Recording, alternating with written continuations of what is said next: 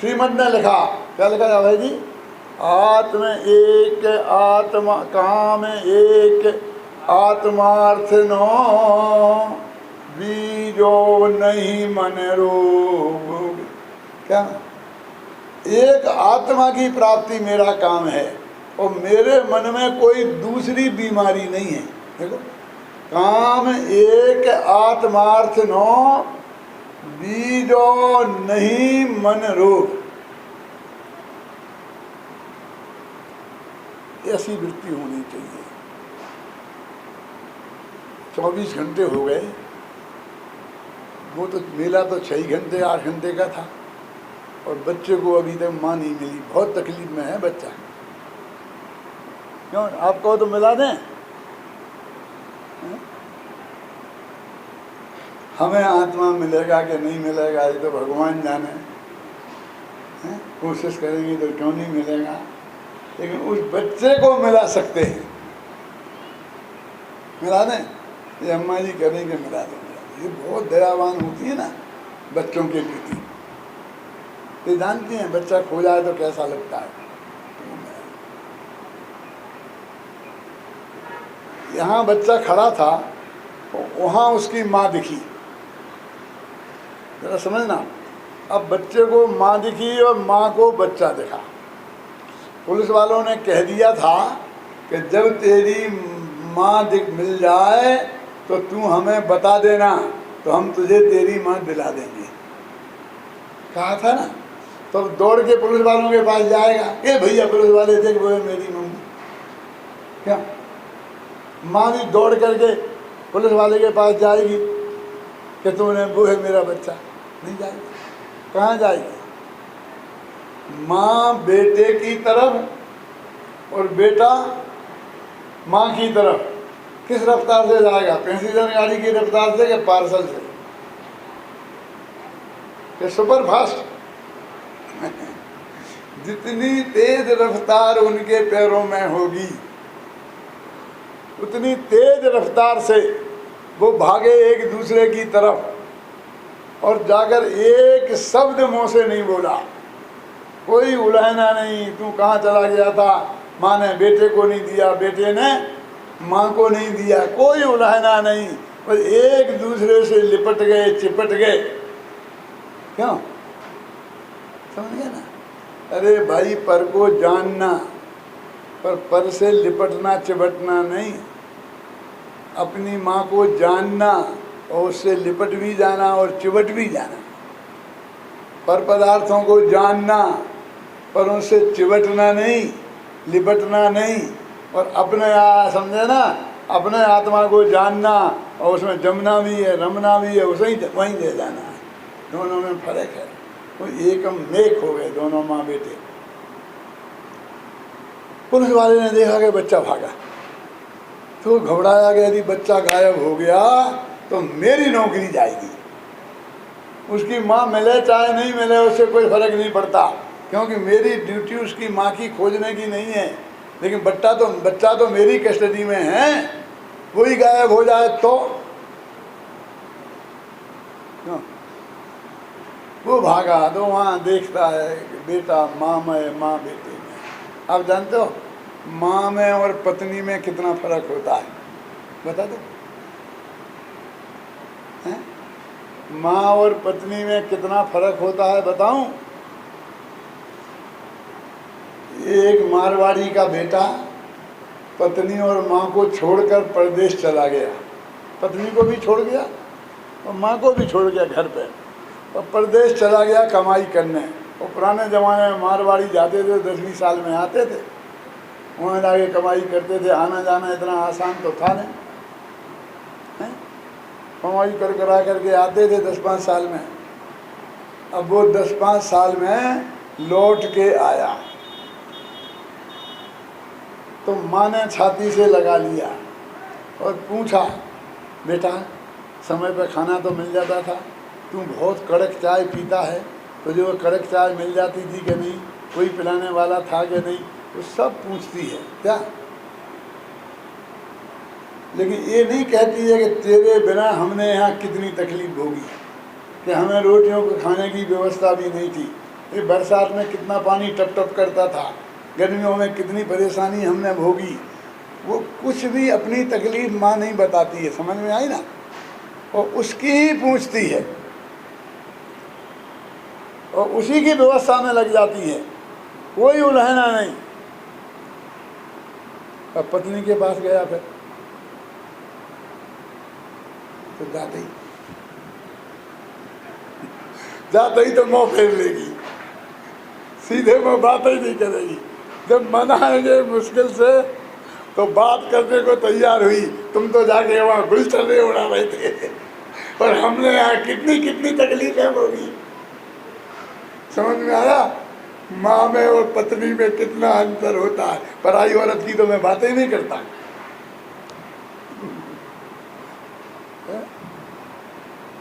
उलाए ना उलाए ना उलाए ना, एक मिनट शांति से चैन से नहीं बैठने देगी। वो आगे मैं कहाँ फंस गया, और 2 साल नहीं आता तो मैं अच्छा था। इसके पिछलों का जवाब तो नहीं देना पड़ता। वो बेटा माँ से मिला तो माँ ने कोई उलाहना नहीं दिया, नालायक तू कहाँ चला गया था, तेरे से मैंने कितना समझाया था कि तू मेरी उंगली पकड़ के रहा कर, तू तो मेरी सुनता ही नहीं है, भाग जाता है। अब देख कितनी कितनी तकलीफ उठाई तूने, और नहीं मिलता तो जिंदगी भर सड़ता, कहीं भीख मांगता रहता। कुछ नहीं कहा, एक शब्द नहीं बोला। बेटे ने भी माँ से कुछ नहीं कहा कि तूने मेरा ध्यान नहीं रखा, मेरी क्या हालत हो गई थी। उलाहना देना ये काम नहीं है। आज तक हमें किसी ने आत्मा समझाई नहीं, आज तक किसी ने कहा ही नहीं, ये नहीं किया, उसने नहीं किया। समाज को उलाना, पंडित को उलाना, गुरु को उलाना, शिष्य को उलाना, तुम लोग कुछ करते ही नहीं हो, पूछते ही नहीं हो, सुनते ही नहीं हो। ये क्या है? ये उलाहने का मार्ग क्या है? मैंने तो अपनी पत्नी से 100 दफ़े कह के प्रतिज्ञा दिलाई है, किसी को उलाहना नहीं देना। कभी से ये नहीं कहना कि आप भैया अभी तक क्यों नहीं आए, कि हमारे यहाँ शादी में क्यों नहीं आए थे, कुछ नहीं, बुलाना नहीं। सगा भाई नहीं आया हो पीहर से तो भी नहीं देना उलाहना। तो कभी कभी भूल जाती है, दे देती है, तो फिर याद दिलाती। मैं तो किसी को देता ही नहीं उलाहना, मैं तो किसी से पूछता ही नहीं, मैं तो किसी से कहता ही नहीं। जो मिलता है जब उससे बहुत प्रेम से मिल लेता है। फिर कल क्यों नहीं आए थे भी नहीं पूछता।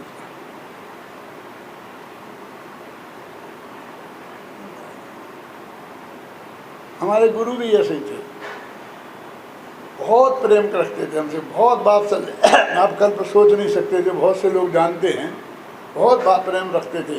चाहते थे मैं जाता था तो 4 दिन 5 दिन पहले से कहने लगते थे पंडित जी आने वाले हैं, पंडित जी आने वाले हैं, पंडित जी आने वाले हैं, रोजीना प्रवचन में ऐसा ऐसा कहने लगते थे। लेकिन जब मैं जाता था लौट के वापस, गुरुदेव मैं आज जा रहा हूँ, चल ठीक। एक दफ़े भी वो ये नहीं कहते थे कि नहीं तुम और 2-4 दिन रहते, तुम्हें रहना चाहिए, तुम कर। यदि उनके मुंह से निकल जाता ना तो मैं गारंटी से रुक जाता। यदि वो कहते जीवन भर रुक जाओ तो जीवन भर रुक जाता, और जहाँ कहा वहाँ रुक गया। ऐसा नहीं, मैं तो इतना समर्पित था, लेकिन हमारे गुरु बहुत निरीह थे। आने वाला आओ, जाने वाला जाओ, जो है जो उसकी मर्जी, न मालूम उसकी क्या परिस्थिति होगी, क्या होगी। और राम जी भाई कहें कि नहीं पंडित जी अभी क्यों जाते हो, 2 दिन बाद जाओ। नहीं नहीं जाने दो, काम होगा, काम होगा। ऐसा बोले, काम होगा क्या, जाने दो, काम होगा। वैसे ही थोड़ी जाता है काम। वो ऐसा नहीं समझते मनाना फनाने का काम नहीं, जो एक्चुअल चीज जो होना वो हमारे जीवन में होना। बेटा तो माँ को मिल गया, आफ्टर क्या इफेक्ट हुआ, अब इसकी चर्चा के लिए आपको फिर 24 घंटे इंतजार करना पड़ेगा। जिनके गुणों के गान में बेवर्धमान महान जिन विचरे हमारे।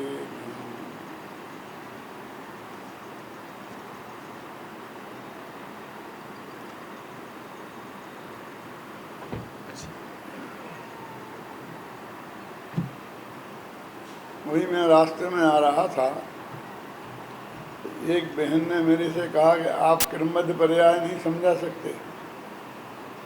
मैंने कहा क्रमबद्ध पर्याय की क्लास चल रही है और हमारे बहुत उत्कृष्ट कोटि के जो विद्वान हैं वो उस क्लास को ले रहे हैं, तो फिर आप मेरे से ऐसे क्यों अपेक्षा करती हैं?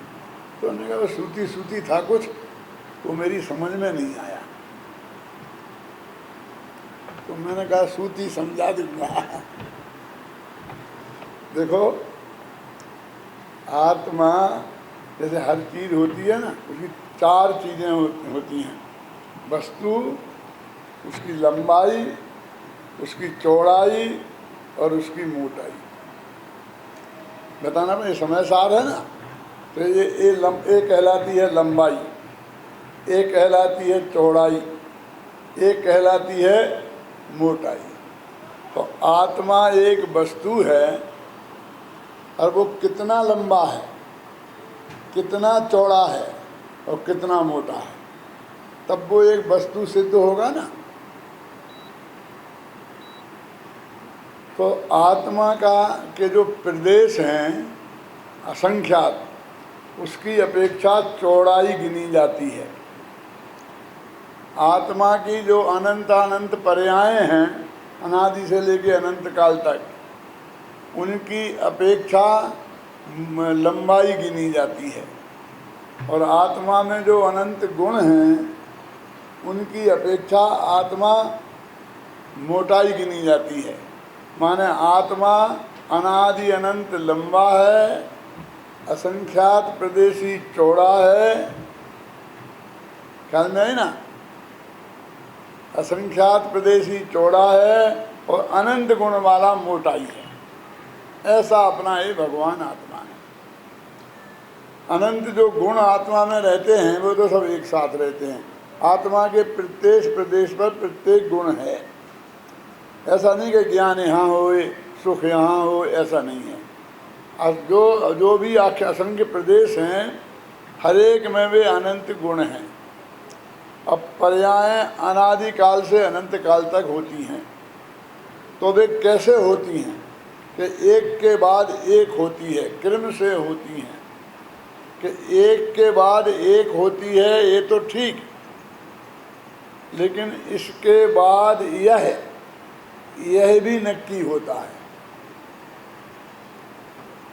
तो इस बात को प्रवचन सार में प्रदेशों को तो बनाया उदाहरण और पर्यायों को बनाया सिद्धांत, और समझाया है कि जैसे असंख्य प्रदेशों में एक अनुश्रुति से रचित प्रवाह होता है, वैसे ही अनादि अनंत पर्यायों में भी अनुश्रुति से रचित एक प्रवाह होता है। उसे बोलते विस्तार और इसे बोलते हैं प्रवाह। प्रदेशों में जो होता है उसे बोलते हैं विस्तार और पर्यायों में जो होता है उसे बोलते हैं प्रवाह। थोड़ा कठिन है, लेकिन 5 मिनट मुझे देंगे तो आपकी समझ में आएगा। अब ये अनुश्रुति शब्द का अर्थ क्या है? सूत होता है ना, सूत माने डोरा।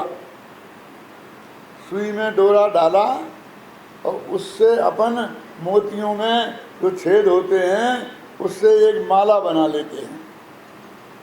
तो उस माला में 2 मोतियों का आपस में क्या संबंध है कि अनुश्रुति से रचित प्रवाह है। अब वे जो माला में सूत में गुथ गए ना मोती, 108 मोतियों की माला बनाई, तो जिसके बाद जो है उसके बाद वो ही रहेगा। बिना माला को तोड़े उसका स्थान नहीं बदला जा सकता। अब वो माला को हम ऐसी घुमाएं तो भले ही कितनी घूमे, लेकिन जिसके बाद जो मोती आना है उसके बाद वही मोती आएगा। तो उसे कहते हैं अनुश्रुति से रचित प्रवाह। मतलब ये जैसे सूत से हम किसी चीज़ को गूंथ देते हैं अब सूत में तो आपको जो है कि आप निकाल लो, दोबारा डाल दो, ऐसा कर लो, लेकिन वो जो पर्याय हैं वो तो ऐसी नहीं हैं, प्रदेश हैं वो ऐसे नहीं हैं।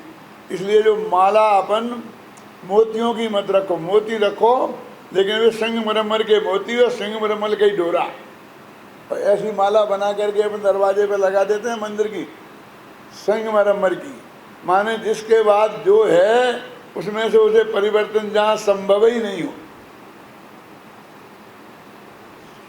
वो ये बताया कि जो एक के बाद एक पर्याय आएगी और जिसके बाद जो पर्याय आनी है वो नक्की है।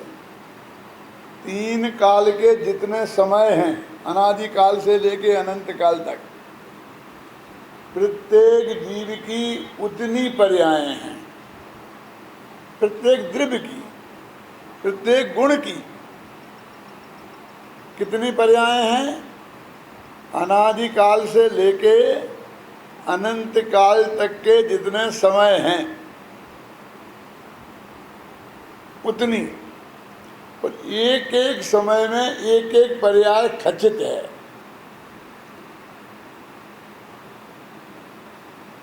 आत्मा के असंख्य प्रदेश हैं और लोकाकाश के कितने प्रदेश हैं?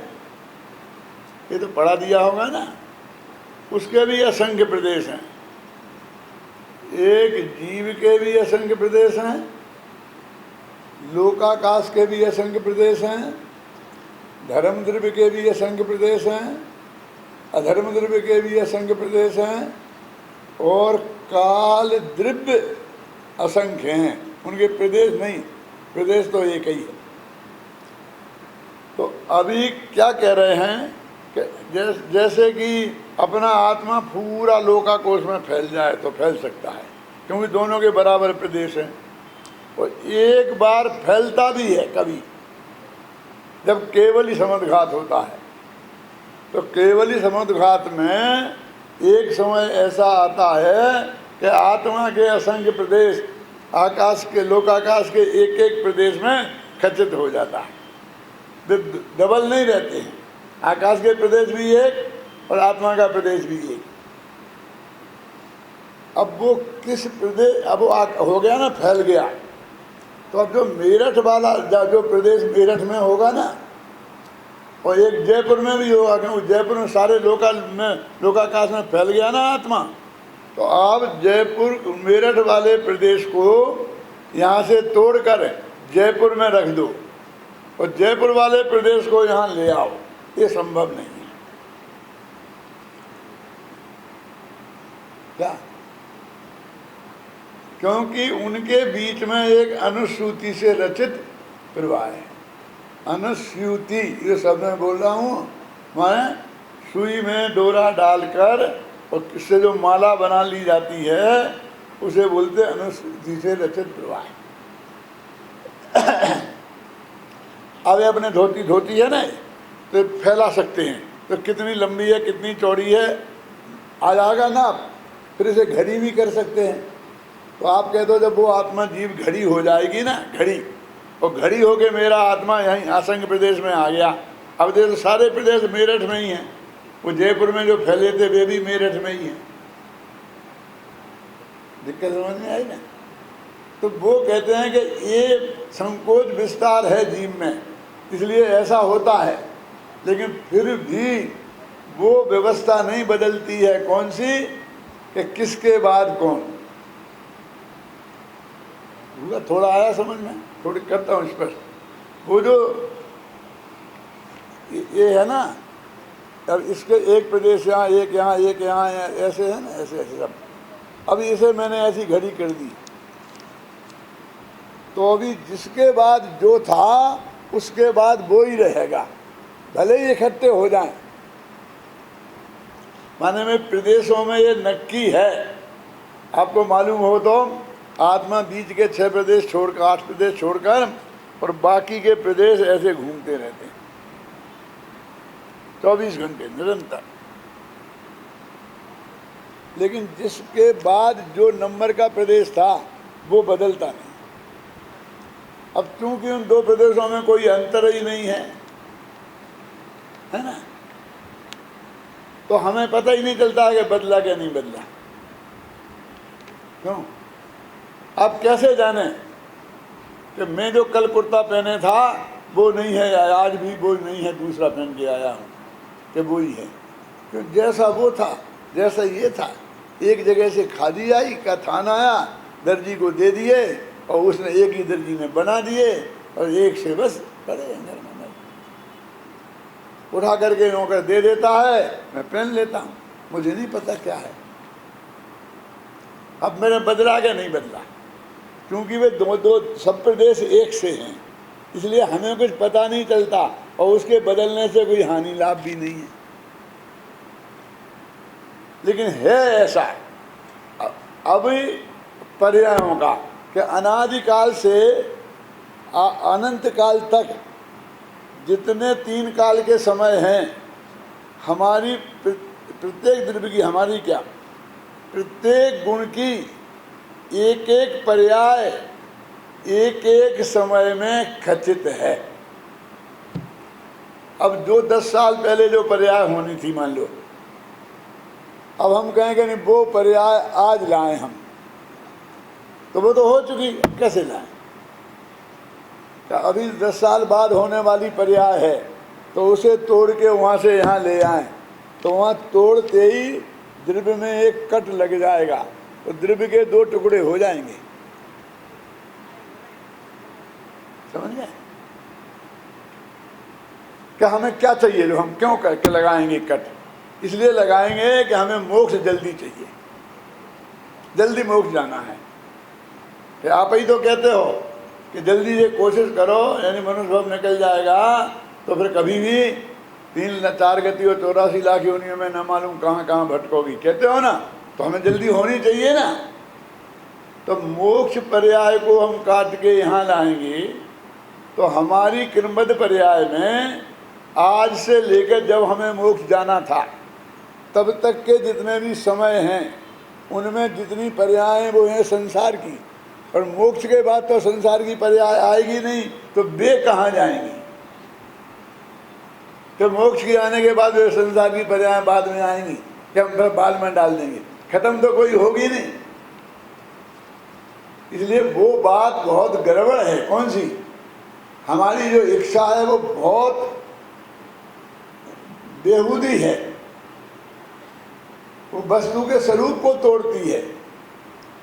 अब हम ये कहें कि हम पैदा हुए थे जब, तब से लेके आज तक हमारा जो अभी का जो बुढ़ापा है ये तो पहले आ जाता, फिर बाद में बचपन आता, तो बुढ़ापे के लिए जवानी बची रहती ना। कि नहीं हो सकता। जो क्रम है उसी क्रम से एक एक पर्याय आएगी, और किसके बाद कौन नक्की है वो भी नक्की है, सुनिश्चित है। तो कहते हैं पर्यायों के बीच में भी एक अनुसूति से रचित प्रवाह है जिसे कभी तोड़ा नहीं जा सकता। इसलिए ये मुझे मोक्ष, जिन्हें मोक्ष जाने की जल्दी है उनकी इच्छा कभी पूरी नहीं होगी। जल्दी का क्या काम? क्योंकि तुम्हें वस्तु का स्वरूप स्वीकार नहीं है। इच्छाएं तो हमारी कैसे भी हो सकती हैं। ये माताएं बहनें हैं, बच्चे की शादी इस साल की और वह साल भर नहीं होता और इंतजार करने लगती हैं कि घर में पोता आ जाए, पोता आ जाए, पोता आ जाए। फिर वो आ जाए तो कब जल्दी से जल्दी बड़ा हो, कब घुटने के बल चले, कब दौड़ने लग जाए, कब स्कूल जाए। इनका बस चले तो 1 बरस में उसे 5 बरस का कर दें क्या? लेकिन ऐसा कभी होगा नहीं। 5 बरस का होने के लिए उसे 5 बरस लगेंगे और वो अपने ही क्रम से बढ़ेगा। कुछ नहीं कर सकते हैं आप कि नहीं, हमारी इच्छा तो होती ना कि जल्दी जवान हो जाए, फिर इसकी बारात जाए, फिर बेटे की बहू आए, तो वो उसकी भी कल्पना करने लगते हैं हम है? लेकिन वो कुछ भी होने वाला नहीं है। मान लो कि भगवान ने तुम्हारी सुन ली। जैनियों के भगवान सुनते नहीं हैं क्योंकि उनके कान नहीं होते, होते हैं तो भी नहीं सुनते। सुनो, पर उनने कहा ठीक है, तुम्हारा बेटा 1 बरस में 5 बरस का हो जाएगा, ठीक है। अब दूसरी बात सुनना, इसे जरा यहीं रखना। बहन तुम्हारी उम्र क्या है? 25 बरस।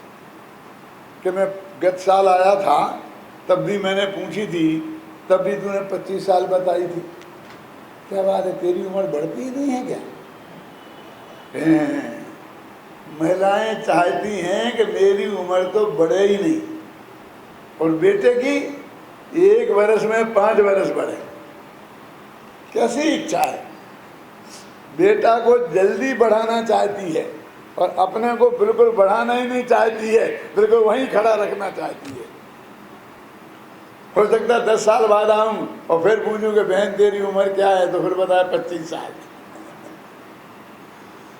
कैसी इच्छा है? अरे जब तू बेटा 1 बरस में 5 बरस का होगा तो तू भी उसी रफ्तार से बढ़ेगी, और तू भी फिर 1 बरस में 5 बरस बढ़ जाएगी, 25 से 30 की हो जाएगी। बोल स्वीकार है? नहीं नहीं नहीं, मैं नहीं बढ़ना चाहिए, मैं नहीं बढ़ना चाहिए, और बेटा बढ़ना चाहिए। कि ऐसा संभव नहीं है कि नहीं पंडित जी कोई मंत्र फंतर होए तो मुझे बताओ, जो आप कहोगे सो करूँगी, ऐसा कर दो, ठीक है ऐसा कर देते हैं। तो बेटा बढ़ेगा 1 बरस में 5 बरस और तुम 5 बरस में 1 बरस, ठीक है। हाँ, एक और बढ़िया। क्या होगा? तो 5 बरस में बेटा 25 बरस का हो जाएगा, और तुम कितने बरस की हो? 25 की। तो 5 बरस में तुम 26 की होंगी। जुड़वा भाई बहन जैसे लगोगे, माँ बेटे जैसे नहीं। और थोड़ा और धैर्य लिया तो तुम्हारा बेटा तुम्हारा बाप जैसा लगेगा। संभव नहीं है, असंभव की कल्पना नहीं करना। तो कहते पर्यायों में अनुस्मृति से रचित एक प्रवाह है जो अनादिकाल से लेकर अनंत काल तक चलता है, और उसे किसी भी प्रकार से बदला नहीं जा सकता। इसका नाम है क्रमबद्ध पर्याय, जिसके प्रवचनसार के ये तत्व विज्ञापन में ऐसा समझाया है। और एक आध बात नहीं समझ में आए तो कोई चिंता मत करना, इतना समझ लेना कि सब कुछ नक्की है और मेरे हाथ में कुछ नहीं है। मैं कुछ नहीं कर सकता किसी का, कि किसी का भले ही ना कर सकूं, अपना तो कर सकता हूं कि अपना तो करेगा तुम्हें, लेकिन अपने में भी फेर फार नहीं कर सकता। तो क्या बात करते हो, वही तो हमें करना है और उस पर ही तुमने प्रतिबंध लगा दिया। जो होना है उसके कर्ता तो तुम ही होगे। जब सम्मा दर्शन होना होगा तब सम्मा दर्शन होगे, और जब वो होएगा तो उसके कर्ता तुम ही होगे, दूसरा नहीं होगा। लेकिन थोड़ी जल्दी नहीं हो सकती, बस इसी ये जल्दी नहीं हो सकती, इसका नाम है क्रमबद्ध पर्याय। अब मैं इस विषय को लंबाऊंगा तो बेचारा वो बच्चा, मम्मी तो मिल गई हैं? हाँ, कौन सा प्रश्न? अकाल। उलझाओ मत मुझे। एक दफे मुझे बुलाना, फिर 18 दिन को, तो मैं 18 दिन में क्रमबद्ध पर्याय ही सुनाऊंगा, पूरे 18 दिन। ऐसा एक आध दिन में क्यों सुनूं?